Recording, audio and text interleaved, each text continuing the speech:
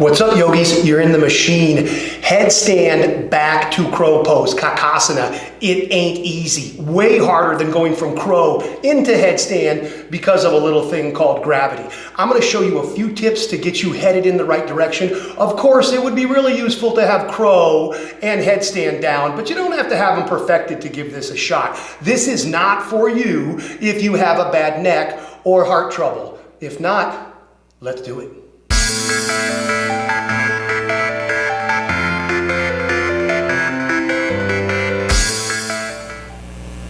All right, yogis, let's get started. Of course, I'm assuming you're as warmed up as you need to be to work on this. That means you've done something with your wrists, maybe some chaturangas or just some wrist rolls or whatever. Also assuming your neck is in good enough shape to support like 90% of your body weight, because this is a tripod headstand. It's not the regular supported headstand. If you need work on your headstand, of course, I can help. Useful to have crow at least, 70% of the way. I can help a lot with that, of course. Really important to realize is that we are shifting weight back, and all this is a balance, an arm balance. It's not really about strength. If you can hold your body weight up with your arms bent, you can do this. But I have to really carefully equalize the weight behind my fulcrum and in front of my fulcrum. And as I'm shifting back, I'm kind of fighting gravity's desire to rip me back to the earth. So what's important is that I'm not going to try to jam this high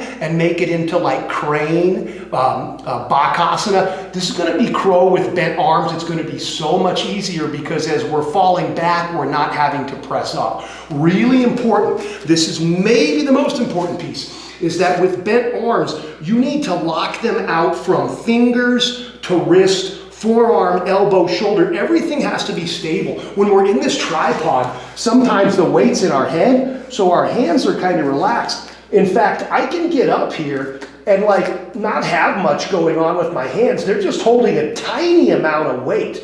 But when I want to drop my body weight onto them, I really have to lock down. So this is good practice. Bend your arm like you kind of have a high chaturanga arm, like you're setting up for crow, and then grab your own elbow and try to wiggle it.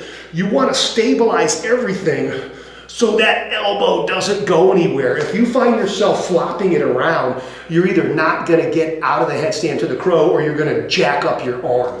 So press and activate. It's like the opposite of economy of movement. I want everything working so this is super stable, okay?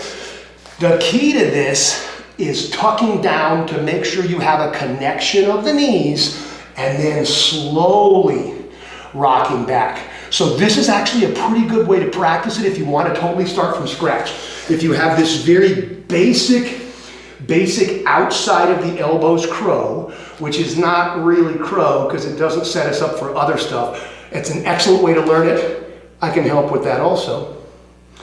But from here, my elbows are inside of my arms and I can put my head here. And now I want to push back slow, slow, slow into the crow. Notice I only moved like a few pounds of my body weight and I only brought my head a little bit off the floor.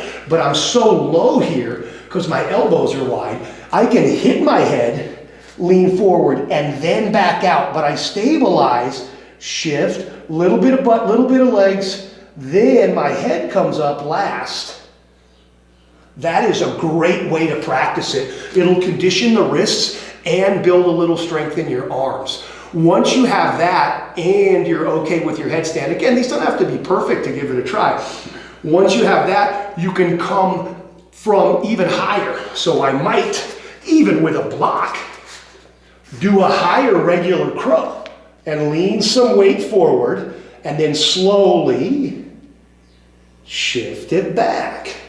Great way to practice this. This sort of feeds into some really cool Ashtanga stuff out of these headstands. One extra tip, which you notice if you watch my videos, I tend to have material on skin. I'm either sleeveless, not just to show off these overpriced hats, with pants, or I'm in shorts with like a long sleeve rash guard. That just creates a little friction. Super advanced, awesome yogis would say you don't need that because you're using your core, but us regular humans like a little friction, you know, just to make it slightly easier. So, the better you get, the higher you go. However you get into your headstand, remember, easy on the neck. I'm just going to drop my head and pike up. Sometimes from here, we have our hands in really weird spots to balance us. I need to bring them back to these chaturanga type arms for my crow. Now, I do a crunch, pull the knees down, and set them where I want them. Now, this is the hard part, shifting back. I'm starting to shift now. Look at my forearms go from vertical to leaning away.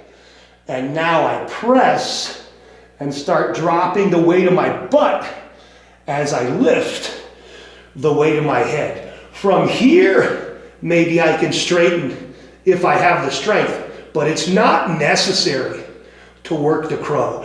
Actually, a really good exercise from here is to straighten and bend a few times just to work those triceps. So, easier said than done, but if I slowly balance the weight of my big behind with my shoulders and my head, this becomes an arm balance. So, one more time. I find myself in my headstand, however that is. I bring my elbows in where they're supposed to be and I lock them out.